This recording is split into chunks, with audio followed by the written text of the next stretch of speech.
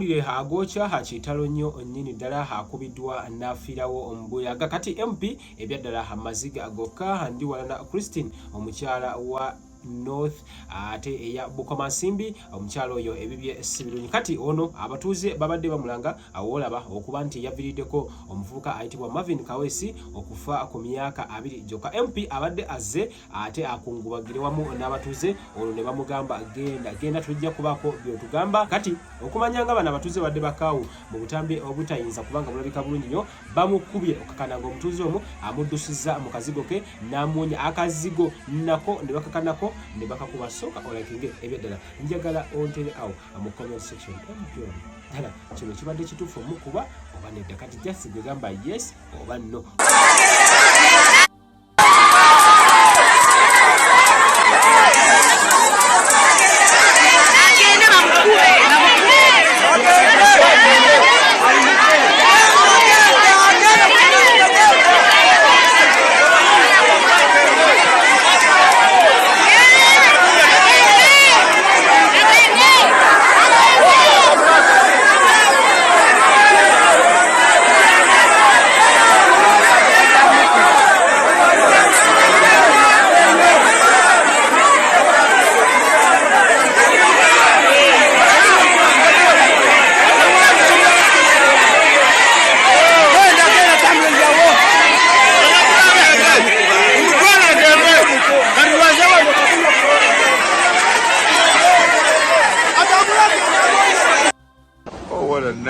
Olwensonga abatuuze bamulanga kati emboozi eri bweti nga 15 ennaku z'omwezi guno kitegeeza lwabadde lwajjo yes honorable ono ambulance ye era yasobodde okubanga etomera omuvubuka ayitibwa Kawesi Marvin ku myaka 2 gyokka omuvuzi wa boda bwato nakirira ezira kumwa njagala osubscribing atanaba kati emboozi eraga okusinziira ku bantu be Bukomansimbi North nti MP ono bebamu ku bantu bebadde obolyawo babeerabira era nga kati bali nkwanga babajjukira kasembayo akyapulaba abatuuze ekyalo kyegaswamu ne bamukasukira amayinja emmotoka ye bagikubye muganda wange ebyaddala MP tetumanyi embeera assaawa eno gyalimu nja kujjukiza Hajati Masitula omusomi w'edduwa ebyaddala mukubireko togenda kubanga weyusa omukyalo oyo waali awo ennamba ze ebyaddala kati wasembayo wakulu nnyo MP ebibye njagala ulire mu katini ddala nga abatuuze wamagwe kasita baswakira njagala olabe mu katini nzije ankwe enteekateeka eseko wabula omubaka bamuyita Christine Ndiwalana okuva mu kibiina ki NUP mukazi watu ebyaddala Bobi Wine yandi mukubidde kakasimu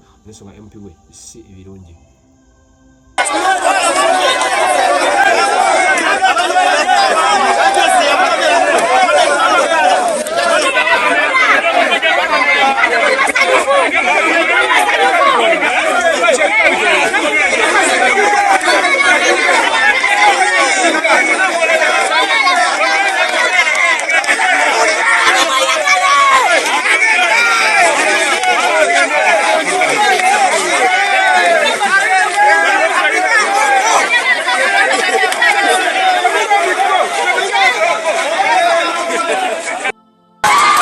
Kale mawulire siga sanyu wabula ate mu mboozi endala Dr. Kizza Besigye akutte wansi ne wagulu kati mu district ye Lukunjiri wolaba abantu bagezezzaako kubanga balaga obutali bumativu era nga eno bambi omusajja watujazali bakoze okwegugunga okwenjawulo era awe tusinzidde wamagwe tukubuuza ate embeera gwe eyo ogiraba otya kati oyo golaba ate ku screen essaawa eno oyo abamulamwe aba muganda wa mukyala we ayitibwa Winnie Byanyima bambi ono naye yegasse wamu ne family ne basobola kubanga bavaayo okusobola okulaba obuli abalaga obutali bumativu eri ab'ebyokwerinda basobola kubanga bata omuntu waabwe ayitibwa Kano Kizza Besigye kati njagala mukwe ate nkwe n'abasawo bano no bagamba anti ebyadda Besigye embeera yeterabika kuba nga esanyusa nabo bwe bati bwe bagamba katukwatagane mu vidiyo eziddako.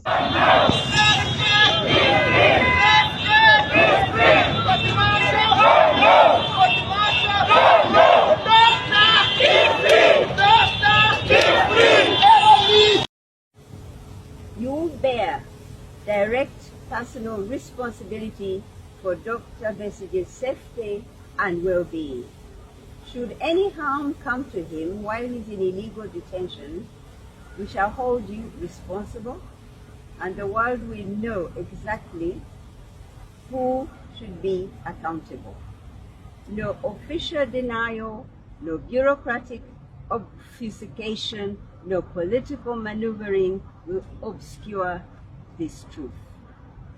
History will judge this moment, and it will judge you for choosing to subvert justice for political expedience. To those holding him, every meal he refuses, every day his health declines, every moment he suffers, we hold you responsible. These are not legal violations, they are wounds inflicted on the hurts of his children, his family, and his friends. To our religious leaders, our bishops, archbishops, imams, and all faith leaders, your moral voice is needed now more than ever. You who shepherd no tegalinda tambuza video era ndi wakujiddamu ekinaba kyetaagisa. Komanda 001 omukulembeze waffe alagidde buli futu soja yenna oba mukulembeze w'enkyukakyuka ng'oli under his command kubanja Besigye. Kano Dr. Kizza Besigye yeetaaga okufuna obwenkanya ebyaddala. Yagamba mu bigambo by'omusajja omugezi yakugamba, any injustice anywhere is injustice everywhere. Obutali bwenkanya awantu wonna nga watono, buba butali bwenkanya buli wamu oba ku buli omu. Kati mbadde nkusaba befudu soja uliza bigambo bya mukulembeze. Nkimanyi byomanyi mbimanyi nga we mbimanyi kati gwe banja bubanja you command ze. Otherwise bagafo omukuba tuweteremu. Period kali so basaba busabi fenna. Pages zaffe zijule free Dr. Kizza Besigye. Period twanyo kyamanyi. Kati abitegedde gamba nti Asadaman Makebe ndi wakujiddamu ndowooza enkyeno. Okulaba nti Dr. Kizza Besigye munaffe musawo munaffe akkirizibwa okugenda okunoonya obujjanjabi obw'omutindo oba bwagwana ofuna nga bakulu bannange bwe bagambye nti ffe tukkiriza nti Mulago Hospital yesinga obuweereza obulungi mu byobulamu. Tumulabye engeri gy'abadde ajjamu, ejjo twamulabye engeri gye yazzeemu mu kooti nga talabika bulungi. Ffenna tusobola omulaba nti tali bulungi naye tetufunye na medical reports ziraga nti munnaffe ono Dr. Kizza Besigye bali mu mukolako. Tetumanyi biki bye byalwadde, tetumanyi bali mu kuweereza buweereza ki, naye neegatta ku bannange okusaba okulaba nti Dr. Kizza Besigye bamuleeta e Mulago aweerebwe obujjanjabi obulungi. Tetusaagala twerabire nti ekiseera ekiweddeko oba n'essaawa zino tuli mu by-election ya Kawempe kuba twafiirwako Honorable Ssegirinya Muhammad. Honorable Ssegirinya okutuuka okufa yatuuka mu kooti n'abasaba n'abagamba bannange siri bulungi muzikirize ngende nfune obujjanjabi. Kooti n'egaana ssaawa zino mufu. Tetwagala kubeera mu mbeera ng'eyo, tetwagala kujja wano ate nga tukaaba tugamba the late Dr. Kizza Besigye. Tulabyeko ekituuka ku bantu be baba bamye okuwa obujjanjabi, tetwagala kituuke ku munnaffe Dr. Kizza Besigye. Nenyongerako n'eddoboozi lyange ku bantu bano abaviiriddwako emirimu gyabwe kubanga babadde ku program USAID. Twalaba nga PS Dr. Diana Twina abasaba nti baddeyo baweeyo obuweereza bw'obwereere, naye ffe tetutakkiriziganya nakyo kubanga tewali muntu asobola kukolera bwereere. Ate mu ngeri gye tukoleramu bano basawo bakola ku balwadde abalina siriimu, abalina TB, essaawa yonna ayinza okufuna obuzibu oba abeera exposed eri ebintu ebingi. So tusaba Ministry of Health esabe supplementary budget tulabe nga tusobola okubeerawo mu kana kaseera.